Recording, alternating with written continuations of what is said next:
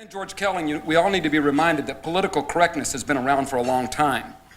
George got his PhD in 1973, and I know a little bit about academic political correctness because that's the year I got my law degree. And I think it's fair to say that my professors reflected the view in academia about police and disorder.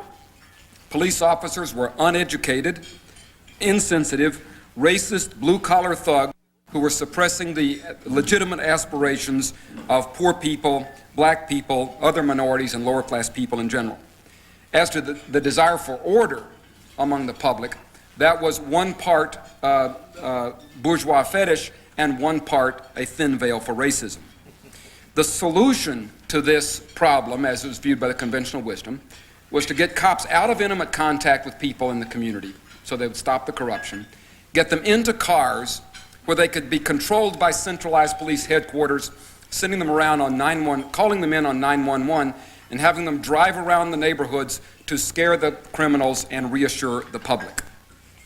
It was against this background that George, with his newly minted PhD, started his first research project, which was to walk around on foot patrol with white police officers in a black neighborhood in Newark, New Jersey, thus to better observe at close hand the aforementioned bigoted police officers and the aforementioned community under suppression. His second major project was a major evaluation of the new kind of the solution, the police officer in the car being run by 911, called the Kansas City Preventive Control Study. What he found was that the conventional wisdom, a powerful grip on academia, was utterly at odds with what he saw with his eyes. He saw a desire for order deeply felt by working class citizens, white and black alike. Preventive patrol, the new style of policing, was a failure, and intimate relations between officers and robust discretion by those officers were badly needed. I've often wondered why George, at this point, did not take the lesson of my daughter's favorite bedtime story, which was The Emperor Who Had No Clothes. Now, you may think the lesson of that is that the child saw the emperor with no clothes, but the key thing was the child looked without an understanding of the dangers of confronting the emperor. And the other thing is people believed the child because the child was without pretensions. George saw that the emperor had no clothes.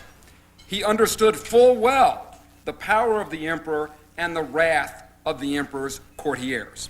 Still, he went forward. He wrote his book, Kansas City Preventive Patrol. When I've tried to understand why and understand George, I think I found the kernel of it. His PhD, which most of us thought was in sociology or criminology, was in social work. George is a social worker trapped in the body of someone who is studying police. He has an instinctive respect and sympathy for the blue-collar workers that make up our police forces and an intuitive sympathy of the people who live in neighborhoods who need the protection and involvement of the police. So, he spent 25 years fighting the conventional wisdom. He spent more time with cops and people in neighborhoods than any other academic in America. When other people were looking at spreadsheets, George was talking to cops. He went and established as the first director the criminal justice program at the Kennedy Institute and directed it in its crucial early years from 1980 to 1987, and then remained in academia both at the Kennedy School and at Rutgers. He's advised police practitioners. He's actually been a key architect of very important new programs in New York, which we've all heard about. Thankfully for all of us, George is not just a practitioner and a thinker, but he's a writer. His article with James Q. Wilson in 1984 in the Atlantic, Broken Windows, I would argue perhaps the most important article on crime in the United States in the past 25 years. His book, I'm assured by one of his colleagues, his first book on preventive patrol in Kansas City, may have been the most important book, but I'll now say that Fixing Broken Windows captures for the rest of us his unique wisdom, and I might add it's been vastly enriched by insights from his wife, Catherine Coles, who is both a lawyer, thank goodness for Catherine, the lawyers are no longer beat up in George's book, and an anthropologist. Broken Windows, I argue, it's one of the most important books on the bookshelves of the bookstores of the United States of America today. If every mayor, every city council member, every police chief, every neighborhood organization for safety, and every journalist who covers crime issues in this country were to read this book in the next 30 days, I believe that policing and the safety of American neighborhoods could be transformed. Thus, I'm delighted that all of you are going to have the chance to hear in person the author of Fixing Broken Windows, George Kelly.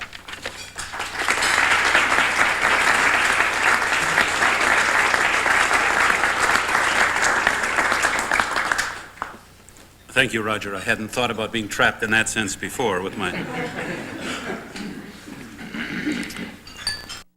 It takes a village to write a book as well. And a lot of the villagers are here. And I can't refer to many of them, but many of you know who I'm talking about. I've worked with many of you for many years, know your work, have appreciated it. I do want to acknowledge Larry and the Manhattan Institute. They've been very supportive of my work. Larry's been very, very helpful, a critic, and I've benefited enormously. I also want to mention Pat Murphy. Pat was president of the foundation during the days when it still had a little bit of Ford Foundation money left, just a little bit left. Now, I had gotten a lot of it. I had gotten a whole lot of it due to the Kansas City study and other studies, but there was a little bit left. And Pat asked me to go to New Jersey and walk on foot patrol and find out what was going on. And I came back and I said, Pat, something very interesting is happening in foot patrol in New Jersey. And Pat arranged for me to get the last big chunk of money out of the Police Foundation, and I appreciate that.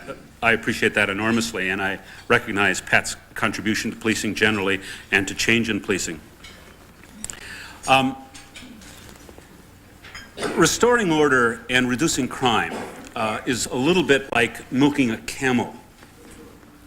Camels can be milked, but anyone who's milked a camel understands that when you do, you're going to get bit, kicked upon, spit on, and abused in a whole variety of ways.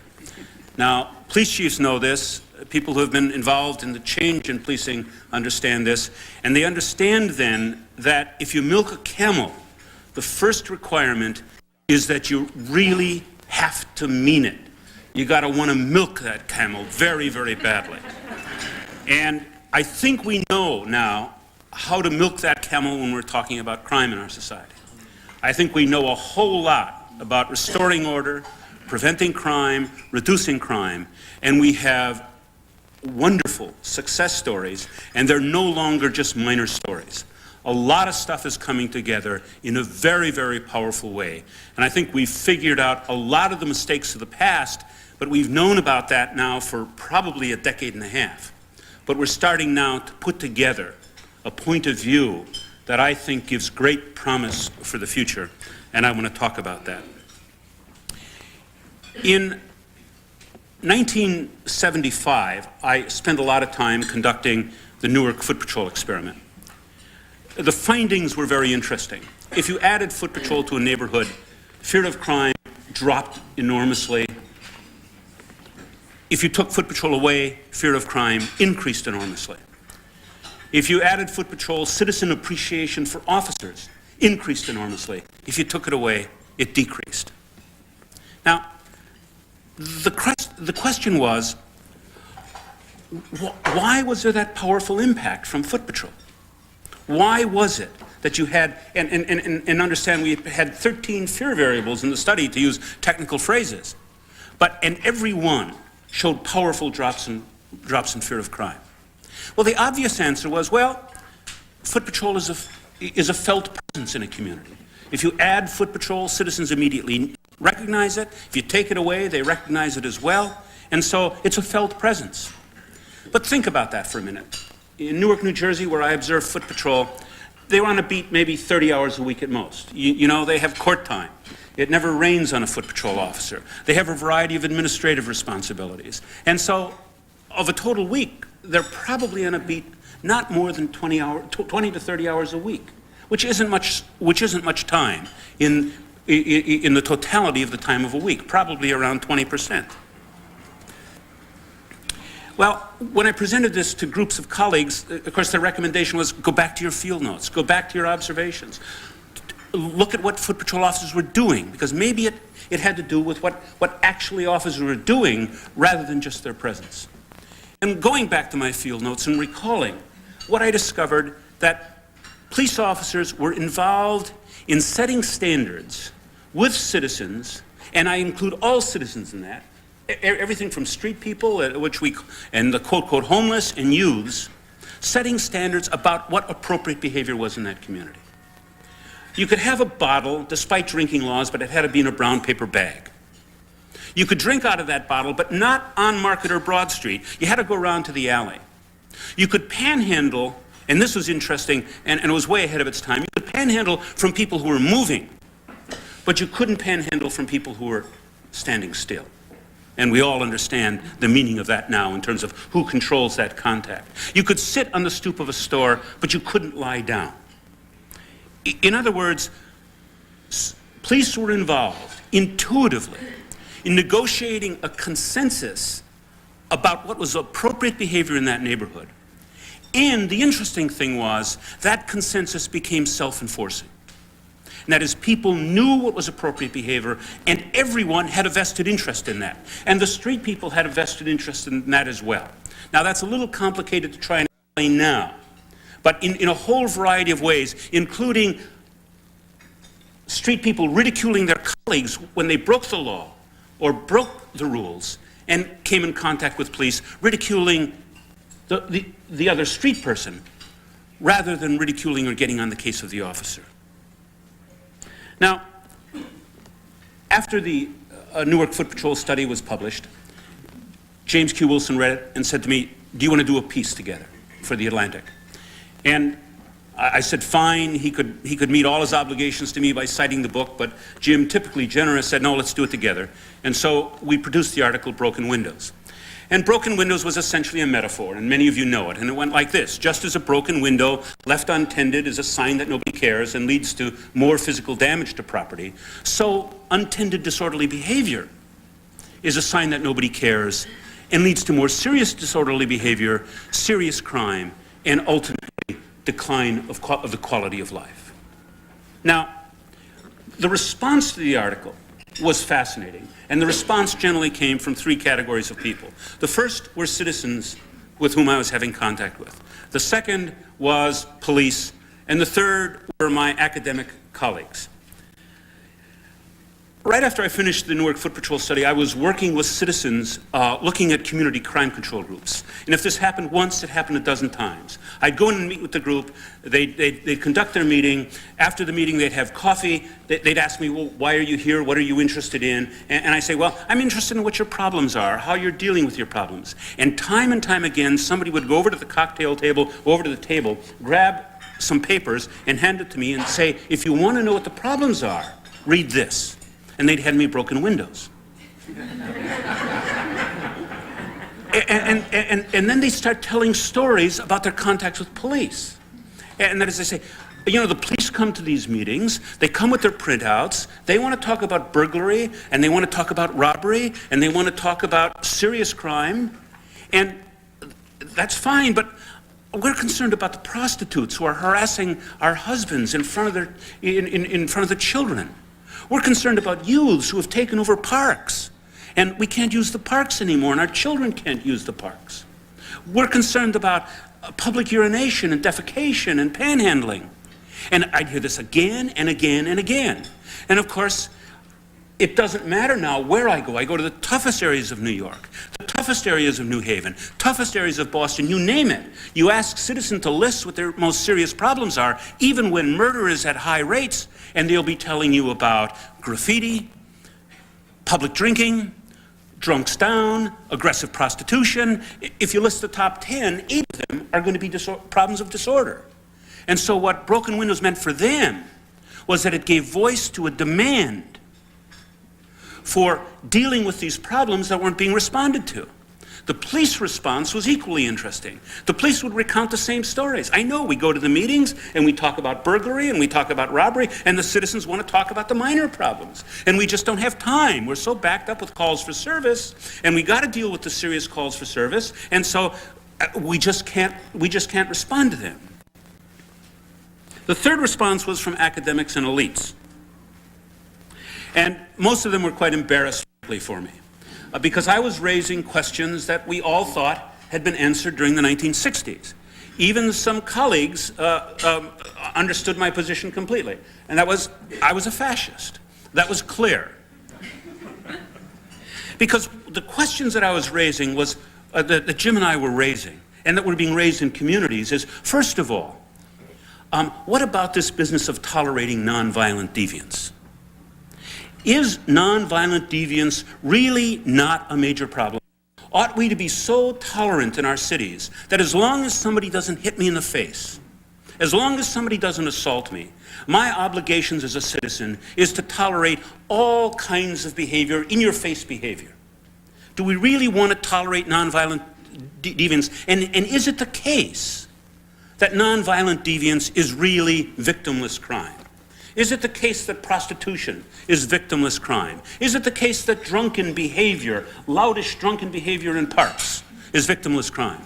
Well, in the one respect, if you take a traditional view that there is an individual who has been victimized, many times not.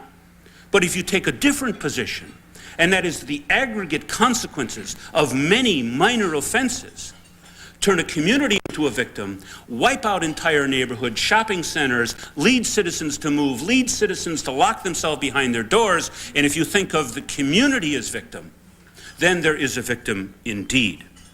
And of course, the final argument that was embarrassing for them was, of course, this was a form of cultural imperialism. And that was what Kelling really had, was a housekeeper's mentality.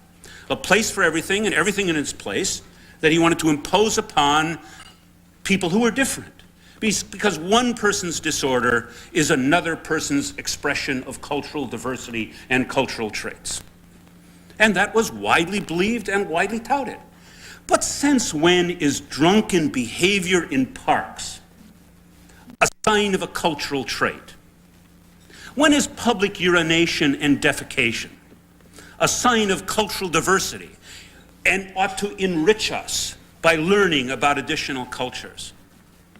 Since when is aggressive panhandling that grabs onto you a sign of cultural diversity or a trait of either the poor or minority groups? What a patronizing view this was. We were talking about illegal behavior that's been considered illegal behavior for a long period of time, about which there's broad agreement regardless of social class. It wasn't rich people I was going to see in neighborhoods and asking them what the problems were. These were poor people in the Robert Taylor homes in Chicago. If these kinds of things were going out in front of the homes that most of us live in who are in this room, you can bet your bottom dollar it would be stopped very quickly. We simply wouldn't tolerate it. But, of course, in minority communities or in poor communities, well, that was a sign of cultural diversity. What a bankrupt point of view that was. But it wasn't just that point of view, because many people began to say, well, maybe we ought to experiment with the idea of broken windows. And the National Institute of Justice, and some people in NIJ might remember this, put out a request for a proposal to do an experiment in order maintenance. And what was going to be done was to experiment with order maintenance and see if order maintenance reduced fear and if it reduced crime. And the plans were developed. There were going to be experiments in two places, Houston and Newark. And in 1982, those plans went to the Attorney General for review, and the Attorney General scratched the experiment. You could experiment with fear reduction, but you could not experiment with order maintenance. They weren't going to get into those kinds of activities. So the first opportunity, really to experiment in an informal way with the impact of restoring order, fortunately Robert Kiley set up in the New York City subway. When he asked me in 1989 to come in and see if I could do something about the conditions in the New York City subway. I won't go into the details of that, but after a year of planning, ultimately bringing in William Bratton as chief, once order was restored, crime immediately began to drop. Crime is now down over 80% in the New York City subways. And if anyone had told you in 1985 that the subways of New York City, that crime would not be a subway, crime would not be a problem in New York City's subway, in 1995, they would have proposed reopening some of the institutions to place you in, because those of you who remember what it was like then knew that it was an impossible environment. And of course, we all know that now Bratton developed similar policies in New York City, and we just saw, after murders declining from just a few years ago, almost 2,500 to under 1,000 last year, this year in the first quarter, murders are down another 25%, robbery is down, and in some of the toughest neighborhoods in New York City. And the primary emphasis has been restoring order, getting the information, and focusing on people who are creating these low-level kinds of problems. Now we have other stories. Dallas and the downtown area, focus on order maintenance, the involvement of bids. Crime is down 60%. Same thing in Atlanta. You can go from city to city and identify these kinds of efforts in which there have been very dramatic drops in crime. Boston is a fascinating example right now.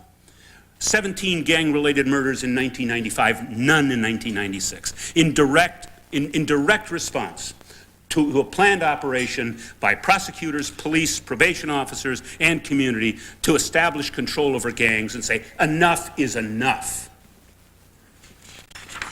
So, if we want to restore order and prevent crime, then what has to be done? First, we have to get to high moral ground. Crime control has been held hostage for the last 30 years to various ideologies that say you have to have broad social change before you can deal with crime. And the rhetoric has gone something like this. Crime is caused by social injustice, racism, economic inequalities. Police can't do anything about those problems. Ergo, police can't do anything about crime. I have no quarrel with the idea that crime is linked to those problems. But I also believe very strongly that unless you deal with those problems in communities, you can't think about economic restoration. You can't think about redevelopment of communities. You can't think about restoring inner cities. When churches can't function, when youths and thugs are breaking into churches during the funerals of their folks and shooting up the churches, as they did in Boston, when good kids start carrying guns to go to school, when whole areas are taken over by youths and the police response is to send a car and send a car and send a car, and the youths stay in control of the streets. Those are simply intolerable conditions that we now know how to manage. That is, the high moral ground was that in the subway, it wasn't the rich against the poor. The rich don't ride in the subway. They're in limousines and taxi cabs. It's the working class and the working poor that ride the subway and deserve decent transportation. Secondly, as Roger knows, you better prepare to go to court, because if you decide to restore order, you're going to get sued. And you're going to run into a whole set of assumptions that have ideological bases about freedom of speech and a whole variety of other issues that you better be prepared to address in the very way you plan your program. Because unless you plan it properly and lay it out properly and have a clear rationale for it, you're simply not ready to go to court, because this needs more than just technical legal arguments. The third thing is, if you decide to restore order and prevent crime, understand that it takes time. Now, it doesn't take time once you implement, but it takes time to plan. It took us almost a year to figure out what to do in the subway. The drop was immediately. Regarding squeegee men in New York City, it took us 6 months. When Ray Kelly asked me to come in, it took us 6 months to figure out what to do. Within 3 weeks, squeegee men were gone. In Boston, it took them 15 months to figure out what to do about gangs. But the impact was immediate. So you've got to think this through. You've got to plan. You've got to have the upfront investment. It just doesn't happen immediately. The fourth thing is, you got to do it right. Order maintenance used to be done in abusive ways. There's no doubt that police were hassling people, and laws against loitering, laws against vagrancy, laws against panhandling were used to keep people out of neighborhoods, particularly African Americans. They were nothing but an extension of the black codes that kept African Americans in virtual slavery throughout most of the 19th century. That is not what we're talking about. We're talking about doing it right, operating within the law, and I just want to make a quick comment. We know that in the first 60 years of this century, criminal investigation was primarily conducted with torture. The third degree and other means were widely known in policing. The Wickersham Commission exposed the amount of torture that was used in criminal investigation. Now, nobody said, well, you shouldn't do criminal investigation because there was abuse. They said clean up criminal investigation, but because chiefs wouldn't do it or couldn't do it, the Supreme Court finally said, all right, enough's enough, and we had Escobedo, exclusionary, etc. To say that because there's the possibility for abuse in order maintenance, we shouldn't do order maintenance, is to take away one of the most powerful crime prevention measures that's available to police, probably in terms of crime control, even more important than criminal investigation. And finally, understand the police can't do it alone. They need a whole set of partnerships. What I saw on the streets with those officers, I saw citizens endorsing what the officers were doing. I saw citizens, African-American citizens, properly supporting white officers as they dealt with unruly, drunken behavior that terrorized civil African-American citizens who were on the streets. It wasn't a racial issue. It wasn't a racial issue. They authorized it, and the fact that we believed for a long time that, well, as long as it's against the law, police can enforce it, we've learned a lot that you have to develop community support, and community has to be partners. The second thing is there are all kinds of other partners who have to be involved as well. Business and business improvement districts. Prosecutors got to get out on the street. Probation officers got to get on the street. Judges have to find out what's going on the street and what the consequences of what's going on. Entire neighborhoods living in terror and dread because of a small number of people whom everyone knows. In Boston, everyone knows who the troublemakers are. They're a small number of kids. Probation has authority over them, prosecutors have authority over them, courts have authority over them, the police, there are outstanding warrants. And meantime, these kids are terrorizing the communities while the prosecutors are prosecuting their cases, the police officers are responding to the next call, and neighborhoods live in terror. In 1962, Jane Jacobs wrote the wonderful book, The Death and Life of Great American Cities. She taught us that for commerce to thrive, for neighborhoods to thrive, for strangers to be able to move comfortably through communities, we need minimal levels of security. We figured that out again. We've gotten Jane Jacobs' message. And very, very quickly, we're starting to make a big difference. And the good news is that we haven't seen the best yet. It is yet to come.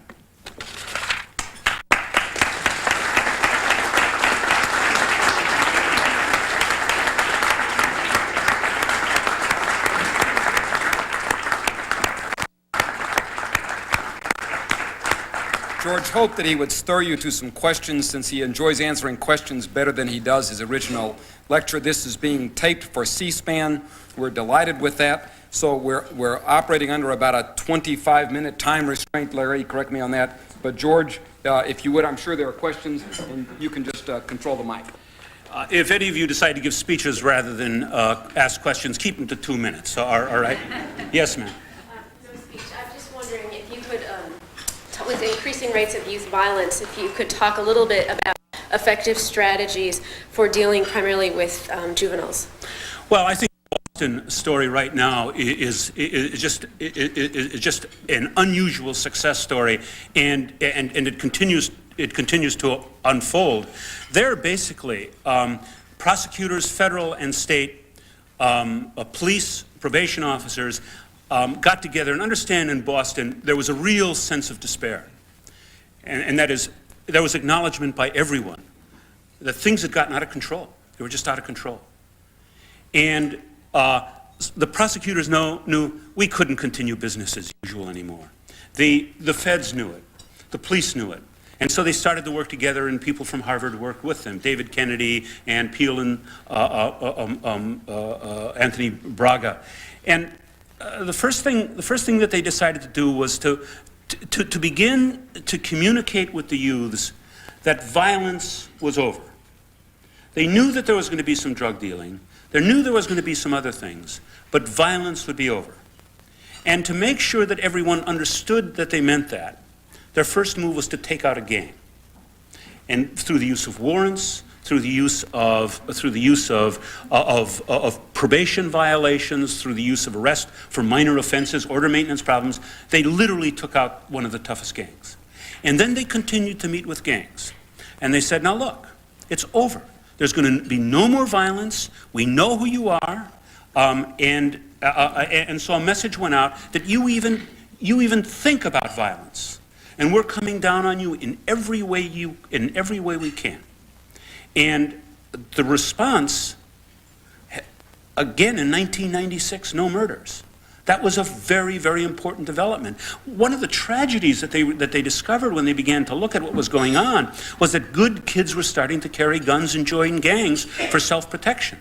The streets were so out of control that the good kids who had to use the streets to go to school were beginning to line themselves up in terms of protecting themselves by joining gangs. That ethos has been broken now. Now that approach can work in a whole variety of problems, and it's a very efficient use of the authority that we have. I've been on streets and I've looked around, and you know those kids are on probation.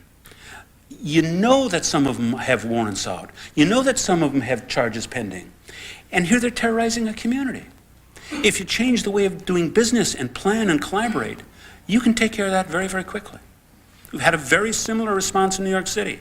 What they discovered was fare beaters, in some areas, as many as 1 out of 10 fare beaters were carrying guns or had warrants out for violent crime. Well, fine. As soon as they discovered that, they could begin to take them out. And so a very strong message went, you don't carry guns anymore on the streets. Those days are over. We catch you with a gun, and we're going to do everything we can. So I think this is a very promising approach. Now, understand that doesn't deal with the social problems that give rise to gangs. It doesn't solve all kinds of other problems. It doesn't deal with some of the drug dealing, et cetera, but it begins to establish a climate of control. Yes, sir. Once a police department establishes order maintenance as its principal objective, what are the most effective ways citizens can mobilize to help the police department do its job better? Well, my own belief is that citizens have to be involved from the very beginning, and that as good police are going to be working with citizens and are going to be and working with youth and working with the people creating the difficulty. Notice in the example that I gave about youth, they began to talk to the gangs. Look, we know who you are. The probation officers talked to them. They'd meet with the gangs in groups of probation, federal prosecutors, local prosecutors, and say, look, this is what we're going to do. So in that respect, you begin to talk to the troublemakers as well. But ultimately, it has to become self-enforcing. And that is, once the controls get established, that consensus has to persist over time without the presence of officers. And that's what I saw in Newark, New Jersey, that once you develop a consensus, that consensus starts to hold. Because understand, the vast majority of the kids don't want to get shot. They don't want to get killed. They don't want to shoot anyone. They don't want to get in big fights. Remember when you were kids? Remember when you'd square off and you'd want to you were the toughest, meanest, baddest guy in town, and then finally when the teacher said, knock it off, you'd walk away, no, I can't fight, but how relieved you were? I mean, understand that there are all kinds of kids out there that are out of control and left to their own mercies. And I personally think that when this control comes in and the message gets out, thank goodness. A lot of kids welcome this because they don't have to posture. Yes?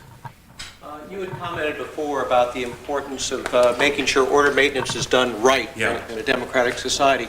Could you comment a little bit more on the steps that need to be taken, particularly within police departments, to do that?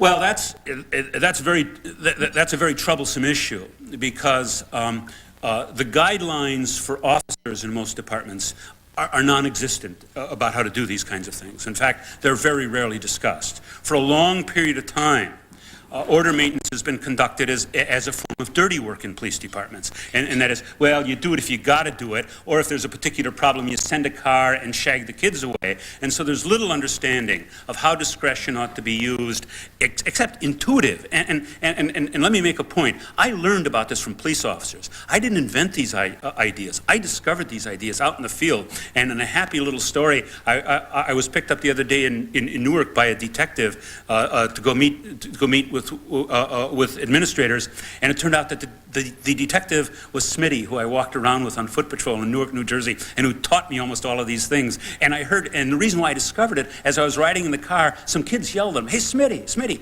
and all of a sudden, boom, This was the officer I spent more time than with anyone else. But understand that that was done intuitively. There was no guidance for the officer. I think we have to spend a lot of time training officers about how to use their discretion. The courts are very, very nervous and properly nervous. Why do we make an arrest when one person is publicly urinating and we don't make an arrest when somebody else is? Now, I think one can answer that. It's a complex answer, and I think you can teach officers how to do that properly and right, but that needs a whole lot of work inside of police departments. That's why I say you don't go from, today we're going to start order maintenance. We spent a year training officers, taking pictures, taking videos in subways. Does this constitute illegal behavior? What ought you to do in this circumstance? Why ought you to do this? What are the values driving this? All of these issues become very, very important that officers understand them, because they've got to be able to articulate that to the court. Because discretion to many courts sounds like personal inclination. And we're not talking about personal inclination in this. We're talking about establishing policies that the values of the department, the values of the community, and the skills of policing can be brought to bear on these problems. Yes, sir. What about the Coalition for the Homeless and the array of other nonprofit groups that often seem to be at odds with order maintenance, either filing lawsuits or organizing protests and that type of thing? Yes. How can they be dealt with? Well, ultimately they have to be dealt with politically, they have to be dealt with morally, they have to be dealt with legally, and I think we simply have to put out the arguments that we have put out. I mean, the first thing when I was asked to come into the subway, everyone in the subway knew that the problem was homelessness. The police knew it, the New York Times knew it, all the journals knew it, the administration knew it was homeless. And the first thing I did was to say, the problem isn't homelessness. The homeless have every right to use the subway. In fact, the police responsibility to the homeless is to get them help and to protect their constitutional rights to use the subway. But they can't break rules.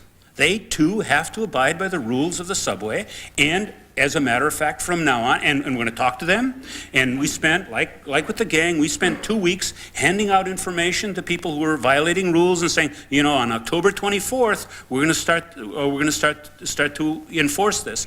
But also, I didn't see homeless benefiting by going back into the tunnels to die. What I discovered, 10 to 12 people a month without addresses were getting killed in the subway. Going back in the tunnels. I mean, as a matter of fact, from my point of view, this was a political move to keep the quote-quote homeless under the nose of the general public, and as far as I was concerned, was really manipulating very, very tragic people. Because you know that the vast majority of the people that are on the streets, and they are terribly tragic, and we don't have a lot of technology to deal with them, but they're serious drug abusers, they're serious alcoholics, attempts to help them are very limited, and you can try, and I think we should keep trying, but at the same time, if you allow these people to aggregate in a particular area, I mean, they'll wipe out parks, they'll wipe out shopping neighborhoods, and they don't benefit from that because it isn't very long until the predators who look like homeless and behave like homeless move in and begin to prey on them and begin to prey on the community as well. So you just can't allow these large congregations of people in public spaces that ultimately are going to destroy the public space. But you can manage them, and they wind up being better off. Yes. Given our societal penchant for the deep pocket and constitutional rights litigation under the Civil Rights Act, don't communities that undertake this sort of a thing run a terrible risk of judgments, money judgments being entered against them that can almost break a municipality's budget under the civil rights laws, Section 1983 and so forth? Well, I wish my co-author Catherine Coles was here, and we have at least one example in Baltimore where that was the outcome. But it was the outcome because the police there, and this was prior to the current chief's administration, the police were deliberately not applying the law as it was handed down by the court. And we, in everything we do, our focus is to operate inside the law, and then the law is contested. And so when police departments operate outside the law, which I've never recommended, then they run that risk. But if they stay inside the law, I don't see that as a major risk. And I don't know of many cases that's happened outside of Baltimore. But that was very clear. There was an ordinance that the federal court rejected, said they could not enforce it, and they kept enforcing it for years. The gentleman there, and then, yes. Is there any solution for a jurisdiction where the public prosecutors refuse to participate in any misdemeanor crime? A vote.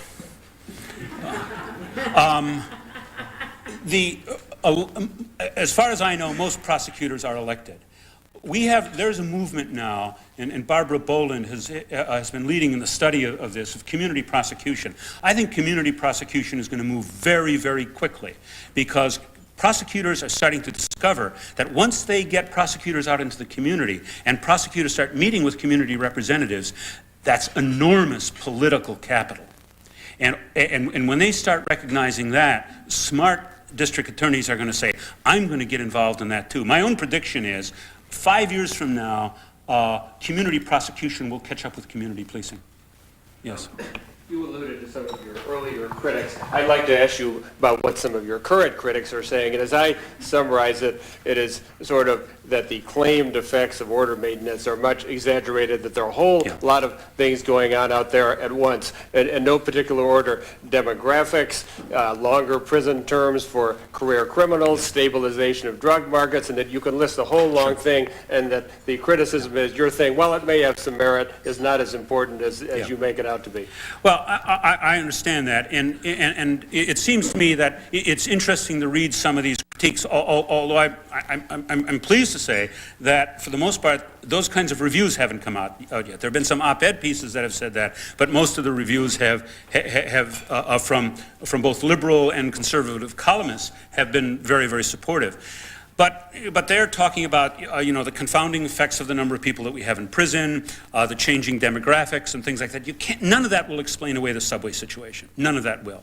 And I think Bill Bratton, more than anyone else, has tried to address those issues. I just saw the other day one commenter saying that, it's because of that the decline was certainly due partially to the police strategy, but it included the changing economic conditions in New York City.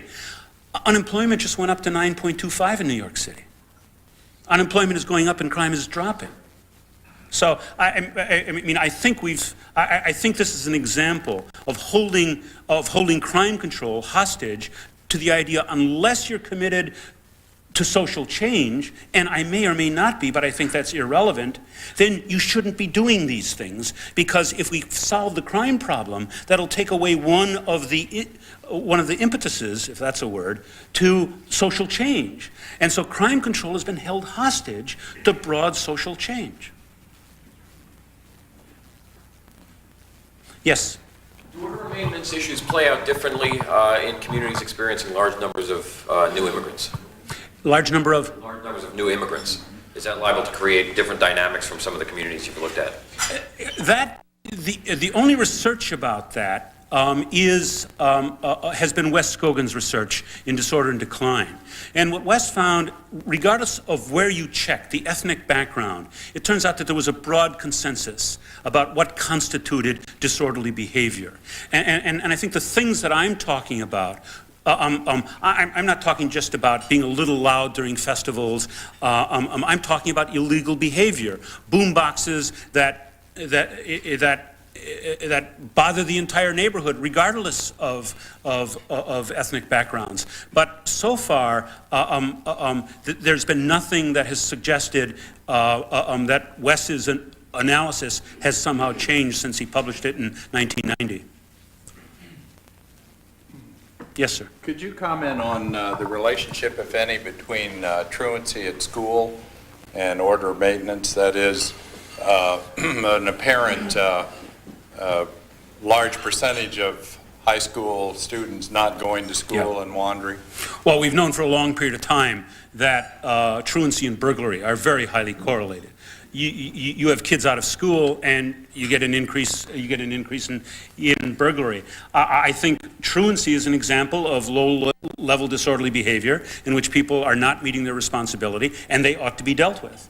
And whether that's by police department or by truant officers, et cetera, I think they ought to be dealt with. Now, if there are reasons why they're not attending school, those should be dealt with. We should improve our schools. I'm not saying that truancy enforcement is the answer, but we shouldn't be holding again the disorder and crime of youths. We shouldn't be dealing with those problems hostage to dealing with the major problems of schools in our society. Youths should be in school. That's simply the way it is. Yes, sir. Were there any changes made in the way the courts carry on their business in this city so you had that order maintenance? It's referring to New York. Yeah. I don't know. Again, understand that what my goal is in this.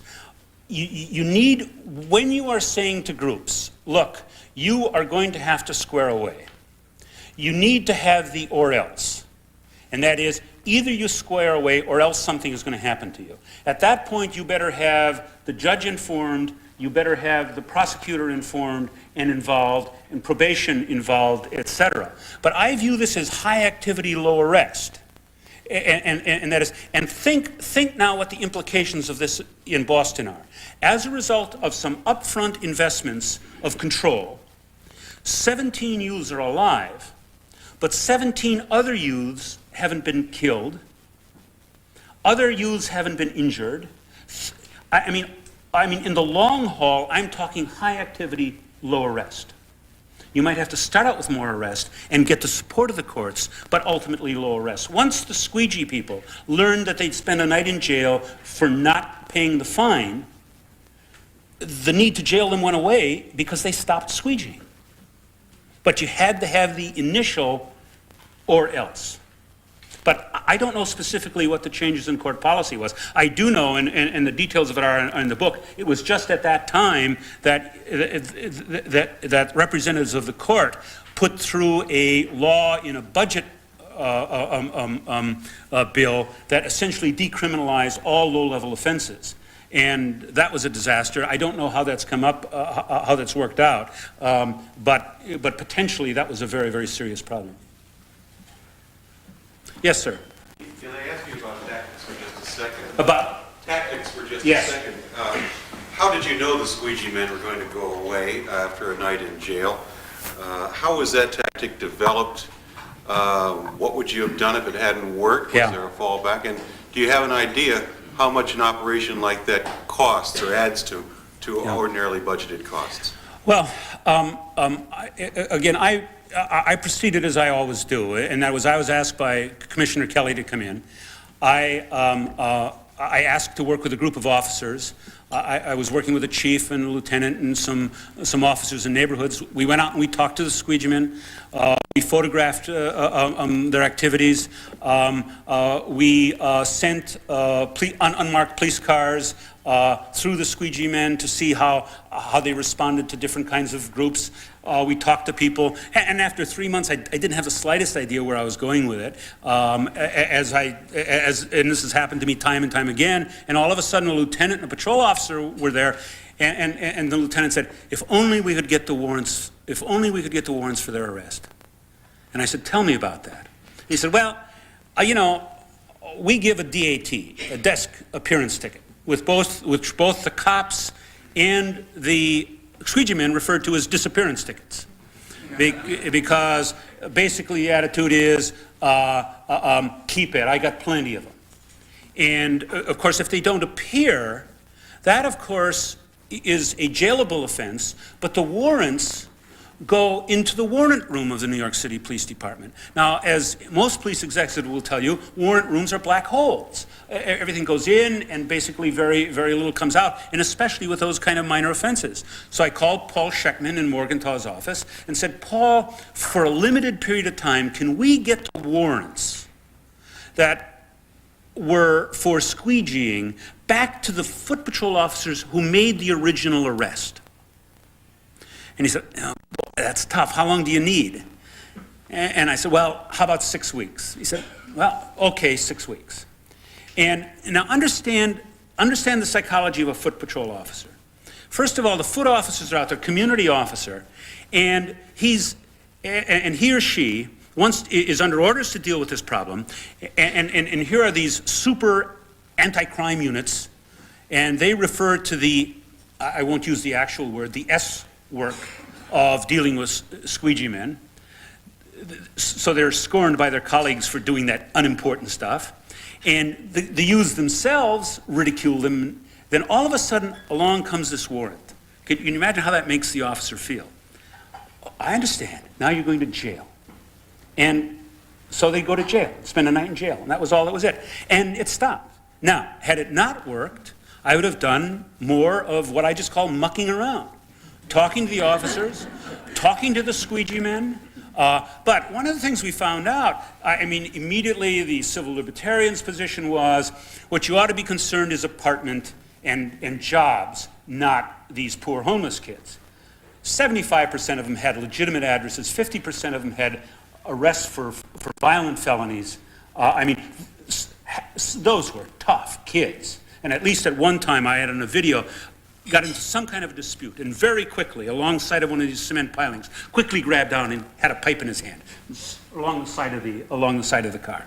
I mean, these weren't poor people just saying, you know, I need a quarter. This was intimidation as they draped over cars. I have time for one last question. I have answered all your, yes, sir. Do you see any resistance in this concept in any of the major cities around the country? I think it is going very, very quickly. I think it is moving and being adopted very, very quickly. Almost every place I go, departments are talking about